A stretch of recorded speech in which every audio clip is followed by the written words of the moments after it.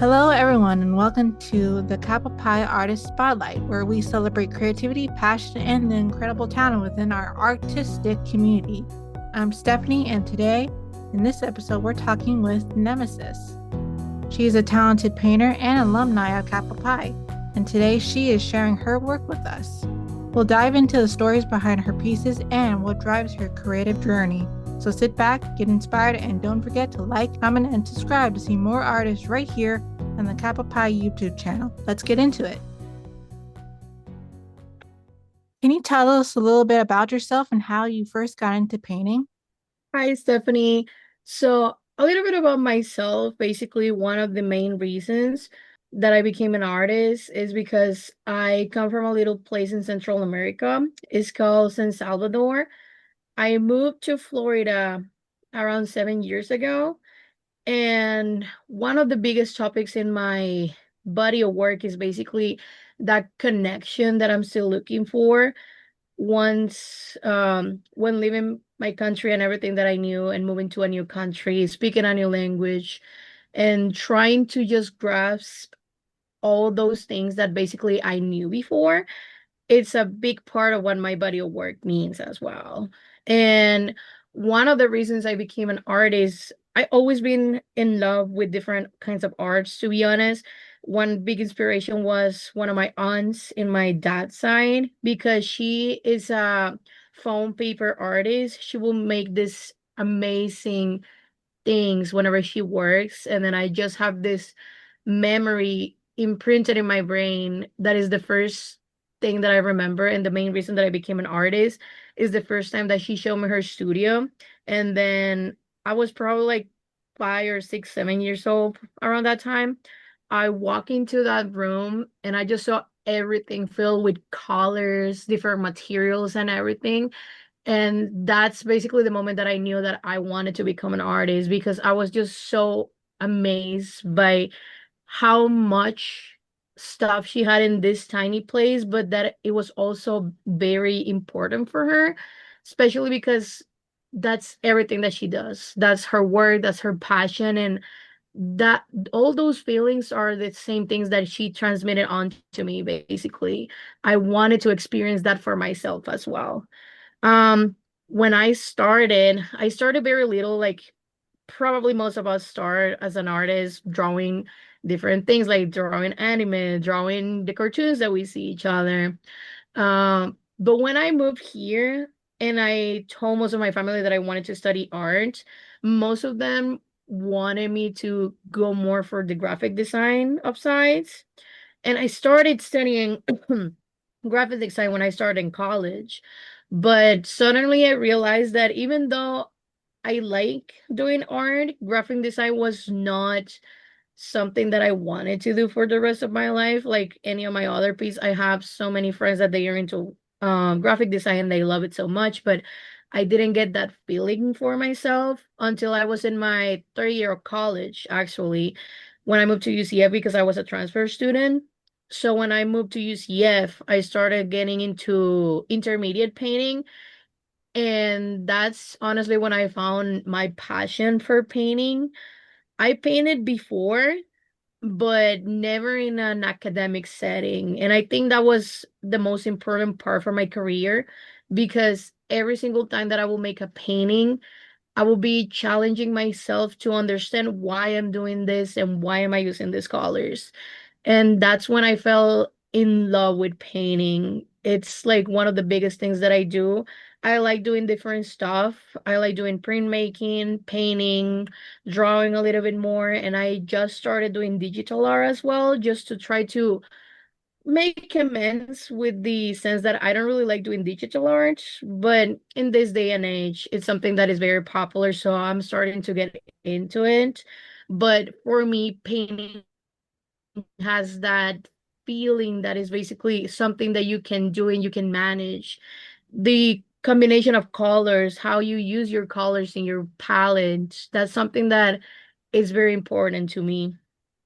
Thank you. Can you walk us through your creative process from concept to finished piece? Yeah, of course. So for creative process, I think it's one of the hardest things to do, especially for us of us that are still students, um, when I start a painting, I usually start with a prompt. Most of the paintings that I have done is only for academic settings. I have very few paintings that are for personal reasons. But for this specific one, we were just given a prompt. It was supposed to be a portrait of an artist. That's what the prompt was. And for this one specifically, I wanted to convey something that was connected to my main body of work at that point. Most people at UCF had already seen most of my paintings because I always like to include squishmallows. And the main reason for that is because part of my body of work is that I like to include those plushies because the topics that I wanted to convey is basically happy memories and coping with the feelings that I have basically of loneliness and things like that. So for me, the plushies are escape, basically. Those are the things that make me feel complete and make me feel safe. So that's why I like to include it in most of my paintings. For this one specifically, since the prompt was a portrait of an artist, I want to my typical stuff. Usually, I like to paint in my house, but because I have such a small space to work at, I just wanted to show everybody the struggles that we have as artists. For most people that they don't have the benefit of having a studio or a space that is big enough to have all your things, I wanted to show how even in a cramped space, you also have the liberty to do whatever you feel like you can do in your process. So my first idea was basically just taking a picture of myself against the window. My room basically has a window that leads to the backyard, so that's basically it. But because I wanted to take this to the next level, I included a little bit of the elements that I have from my previous paintings. Most of my previous paintings have been things that I see. But for this one is the first time that I tried to combine something that is surrealistic with something that is actually happening. Because the figure that you see in this painting is basically myself sitting down, starting to paint with all the materials that I usually have whenever I paint. But if you're looking at the backyard, because I added all those plushies. Basically, the fun of it is that you have all this chaos that is coming to you, but at the same time, it's basically just something that makes you happy, even though it's too much. Mhm. Thank you. How do you know when a painting is finished? That's a very trick question, actually. I honestly think that for artists, it's really hard for us to understand when a painting is done. I feel like most of the time I will stare at a painting for probably hours and hours, and I still feel like it's not complete enough. Um, it's been a while since I can stare at a painting and say, okay, it's done. But most of my small paintings, especially the ones that I have done in the past, like the ones that you're showcasing right now, those are easier for me to understand that they're finished because they're landscapes.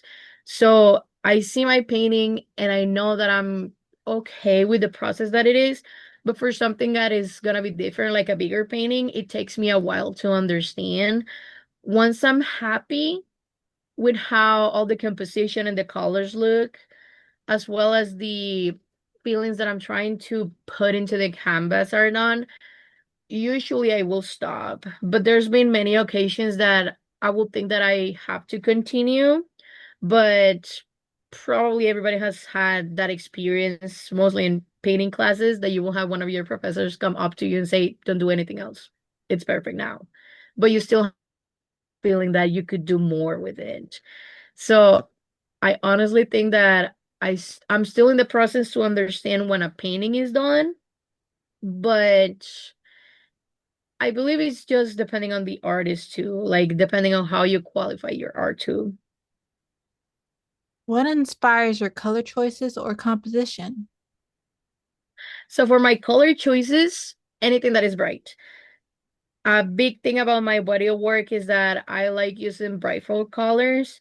As of recently, I've been trying to switch things a little bit, mostly because the last two paintings that I have done, the feelings that I'm trying to convey are different. I love the color theory per se and how we basically how we use colors to convey different feelings. So whenever I use brightful colors, is basically because I'm trying to put into not put it into words, but basically showing my audience that all these things that I'm trying to do, the end is gonna be that I want to showcase how happy something will be, but also trying to show the hidden truths about how sometimes we put things on a canvas and we say, oh, they're being playful, they've been childhood, but at the same time, I wanted to show the realities of it. So depending on how my painting works, that's how I will be choosing my colors. Most of the time, I won't really think about it. I will just start painting. It's more for a feeling. It's like a gut feeling for me. I know some artists that will take their time and see which colors will work depending on the composition that they have. For me, it's kind of like the opposite. I like to start putting down my colors first, and then if they don't work, then I just change it. But I do like doing some research depending on which paintings I'm doing. If I'm doing like a painting, one of my biggest paintings I do is basically the one that I got on a scholarship for. I think most people have seen it in the halls at UCF. That one, it was tricky because I had to switch my colors at the beginning. If you see, it was a bed that was in the middle of the room. That bed started being with a color kind of like violet, but I knew it was taking away too much from all the other things that I had in my painting. So I decided to switch it for a white color instead. It's basically just trying to have a balance in your colors so you know where your main pa- what's the word? Your main body of work, your point of view, sorry. So if you look at your point of view, then that's going to be the most brightful color that you have, and then the rest of it has to be consistent with it. Um, I think that's pretty much it for me. Usually I just go with my gut and then along the way I will decide which colors go. I hope that helps too. Yeah, that works. Do your paintings tell a story or capture a specific emotions or memories? Yeah, so all of my paintings, they don't necessarily tell a story, but they do convey a lot of feelings. The only painting that I will say that conveys probably a story, but is more implicit, it's gonna be the first series that I did with all my Squishmallow paintings. Started with a small painting of basically a view from my outside my room, and it was in a cramped space. The painting was small. It was a 12 by 24, I believe. And the story starts that you're in a cramped space that is very dark, and there's only like a main point of view that you see the like my squishmallows in one corner. That's the only brightful thing that you will see, along with a couple of my personal stuff. That progressed into more bigger paintings. I have a 36 by 48 inches and a 48 by 48. Those are going to be different. So the story is basically me explaining how isolation works, even though they're not explicitly in there. My main topics are um isolation and how I felt being mostly me with myself, basically, but that I also wanted to be outside. Mm, let me reword that actually. I wanted to convey the feelings of how isolation feels, but at the same time, you're trying to gather all these things that makes you happy in your own space. So all those paintings became bigger and bigger with the intention of making you feel like even though you feel alone, the world is still big enough for you to see different things. And then my other paintings that are a little bit more ethnic per se, those are me trying to um see the topics of cultural isolation, which is also related to my other paintings, which is basically me explaining how hard is the journey of all those people that migrated from different countries and they come here looking for opportunities, but at the same time, they're just they feel left out and they don't have the same feeling of a place that they can come home. So most of my paintings that are related to that basically try to bring some familiarity to my audiences, showing them that we also share things that are going to be part of us culturally, even though we're another place, we all share the same things. Nice. Congratulations on having your work exhibited. What was Thank that you. experience like for you? It was actually really impressive to me. I always been applying for a lot of shows and competitions as well.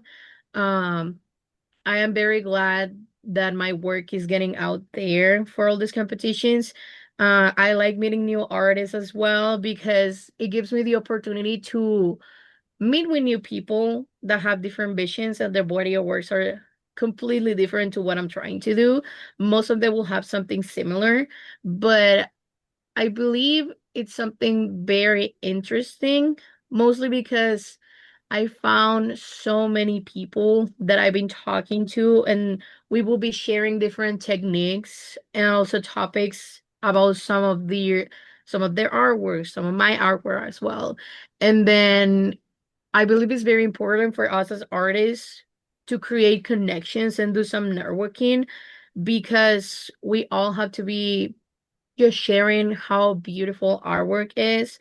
Even if you don't share the same kind of topics whenever you do your artwork, I do think that is very interesting to meet all these different people that work with different media as well because it's beneficial for you as an artist to see what other techniques you can implement to your own work as well. That's wonderful. What part of the painting process do you find most challenging or rewarding? Oh, that's a very good question. Well, I said that the most rewarding thing for me, and it has happened twice that I can think of, is whenever I do a painting and somebody will have, you know, that for an audience, you never know what your audience is going to take from your paintings. That is something granted because even if you give them a description of what your artwork is, it will never be the same for all the people. So even if you make a painting, in this case, the painting that we're showcasing here, my feelings from that one, it was basically how I wanted to convey like a soccer feel. And the feelings that I wanted to convey is basically that loneliness in a place that is supposed to be, full of people, chill for and everything. But because I come from a country that it is very dangerous to be outside, that's why everything will be empty at night because it's too dangerous to be there. But you still have that feeling that even though there's nobody there, the memories will still in that place because those memories never fade. So that was the feeling that I had when I created the painting. But when I put this painting is in the exhibition that they have at the MCO airport. I met this person that he saw my painting and he wanted to talk to me because apparently when he saw this painting, he told me that it reminded him so much of his son because apparently he's a huge soccer player, but unfortunately his son passed away. And then he told me that this painting just spoke to him because it reminded him so much of his son, and that just made me so happy in a sense that I am so glad that my paintings are getting two different feelings for my audiences, especially for this person. It was a very new experience. In the past, I also had another experience similar than that for another of the shows that I applied for. When I met with the curators for that exhibition, um, one of them personally came and told me that they wanted my painting there because they were all just glad of how I convey the feelings of that nostalgia that we have from the things that we call our heritage or roots, the memories that we have from the place that we came from, even though we moved to another place that it's completely new to us. That sense of nostalgia is the reason that they told me that they wanted my painting so bad. It's because it spoke to them as well. I feel like that is the most rewarding thing as an artist. Like, even though you might have some sort of different meaning for your work, what other people bring to it, the joy that it gives them, or the feelings that they have whenever they see your work, that is the most rewarding thing to me as an artist. I think those are the two memories that I have that are so important to me because that is the reason that I do art. My art is to share it with everybody else that needs it because it's a way for me to cope, but as well, I want to show other people that they're not alone in this world, that they have somebody that understands them.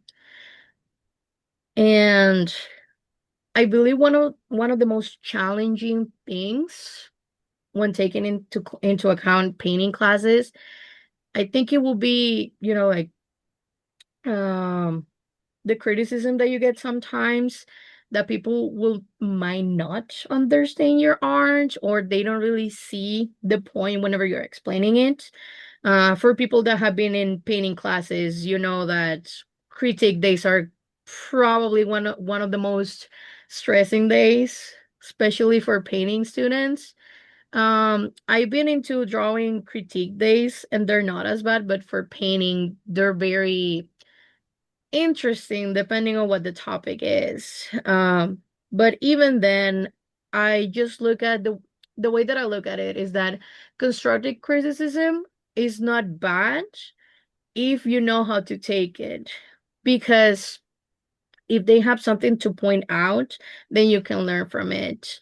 Sometimes you will feel like they're being probably too harsh on you, or maybe you just put everything in this painting and they just said something that you weren't you weren't uh you didn't agree with that probably whenever they will criticize it. But at the same time, I would just come down and I would be like, okay, from what they said, what can I do to this painting that it will benefit it more? I just take it like that. It's like I don't get mad. I just try to breathe in, breathe out, and then think, how can I make this better? Or how can I take this on a different direction for the next time? But I think those are the two things that are the most challenging.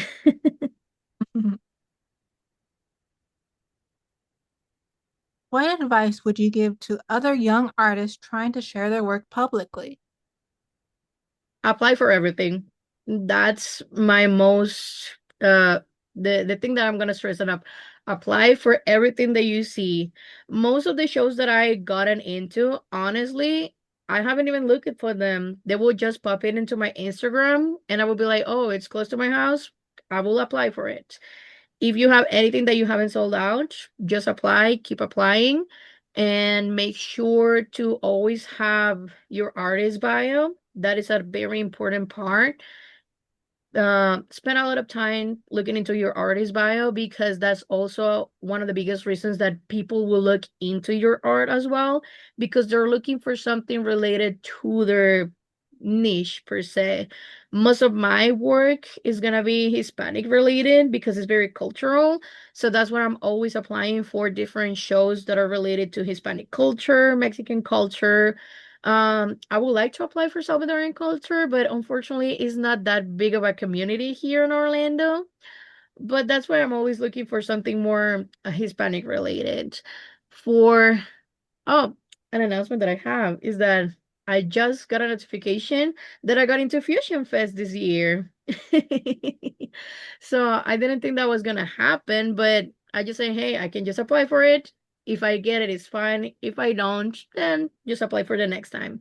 But that's my biggest advice. Keep applying to whatever you can and also keep making connections from those things. If you ever get into a show, make any time to go to the opening reception because you will meet so many wonderful people that they will basically give you more opportunities to apply for other things in the future.